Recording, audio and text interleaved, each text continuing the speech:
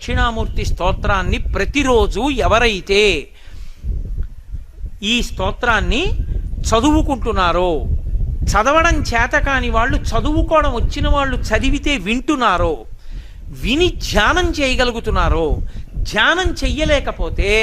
కనీసం పఠిస్తున్నారో, వింటున్నారో, ఇలాంటి వాళ్ళందరికీ కూడా సర్వాత్మత్వమితి స్ఫుటీకృతమిదం, ఆత్మ అనుభవంలోకి రావడమే కాదు, దానితో పాటుగా సమస్త సిద్ధులు కూడా కలుగుతాయి. ఈ ఒక్క స్తోత్రమంత శక్తివంతమైనదని ఒక్క భోరంభంశనలో నిలోంబర మహార్నాథో హిమాంసొప్పుమాన్ అన్న శ్లోకాన్ని సగుణోపాసనం ఇచ్చారు, అష్టమూర్తి తత్వాన్ని. మిగిలిన శ్లోకాలు విశ్వందర్పణ దృశ్యమాన నగరీ తుల్యం నిజాంతర్గతం పశ్యన్నాత్మని మాయయా బహిరివోద్భూతం యథా నిద్రయా యస్ సాక్షాత్కురుతే ప్రబోధతమయే స్వాత్మానమేవాద్వయం తస్మై శ్రీగురుమూర్తయే నమ ఇదం శ్రీ